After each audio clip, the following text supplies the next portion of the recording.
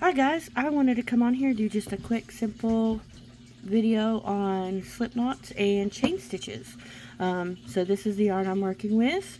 This is just extra yarn I have. It's not slotted for a pattern or anything project, so it's just extra yarn right now. I am paying attention right here. This is our suggested crochet hook size, so it's a 5.5, just what's recommended to use with this yarn. This is a crochet hook I picked up to use. It is a 5.5, and then just you need some cutting device of some sort, whatever you have. These is just little ones that came in a kit with me.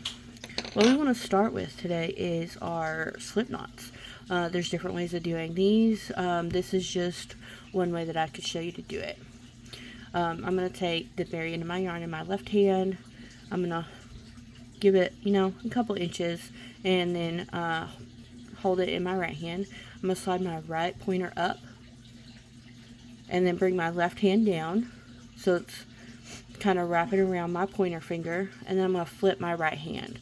That way it crosses the yarn over each other. I'm going to push right where that X is. I'm going to push my pointer finger up against it and move my left thumb up to pin that cross section between my pointer and my thumb. And then the end of your yarn that's still connected to your skein, I'm just going to push it up from the bottom through that loop we made and pull. Again, you can just pull this to undo it, but I've got the end of my yarn in my left hand. I'm going to pull out a couple inches. I'm going to slide my right pointer up. I'm going to bring my left hand down and then flip my right hand. So it creates a little X there with our yarn. And then I'm going to pinch that X between my left pointer finger and thumb finger and move my right hand out of the way. And then we're going to take our working end yarn and we're going to push it up through this loop from the bottom. And just push it up. And we can pull this up. And then what we can do is just we slide our crochet hook into that loop we made, and we pull on the end connected to the skein to snug that up. And that's your slip knot. Now what I do is I take my left hand and I wrap the yarn around the back of it, and then I bring it up between my pointer and middle fingers, and then I bring it down. That's way it's wrapped around my pointer finger and helps give me a little bit of leverage on working with it. Pull some more out here from the middle. Now I use my thumb and my middle finger, ring finger to kind of hold the end of the yarn, just to kind of keep it steady. Now to make a chain stitch, we've made our slip knot, and to make a chain stitch, we're just going to bring our hook, we're going to tilt it sideways in front of our yarn, we're going to push it back and bring it behind and around, so the yarn's wrapped around our crochet hook. This is called yarning over. So we've yarned over, and we want to pull it through that first little loop, that slip knot loop we made, and that's our first chain stitch.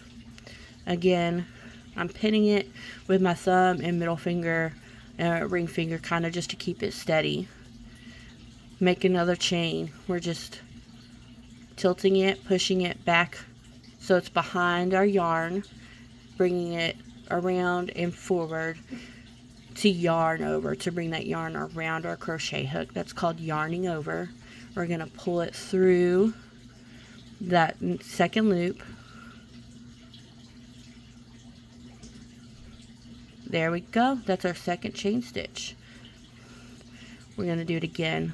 We're going to yarn over. This is what's called yarning over.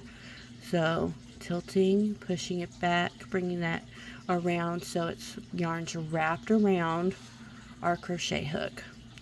And then we're going to pull up a loop. That's that next step. So for the chain, we yarn over and then we pull up a loop. So that's just bringing this piece of yarn through that loop on our hook. And there's 3 chain stitches. So we're going to yarn over, and we're going to pull up a loop. We're just pulling this piece through this loop, and that's pulling up a loop, so it makes a new loop, and that's for chain stitches. And then if you're just finishing off a chain stitch, you just can cut your working end yarn, and you just pull that yarn through, and you can just tighten it, and then you have your little chain stitches. You make it however long you want, and you make this bracelets or bookmarks or the start of a new project. That's it. Thanks, guys.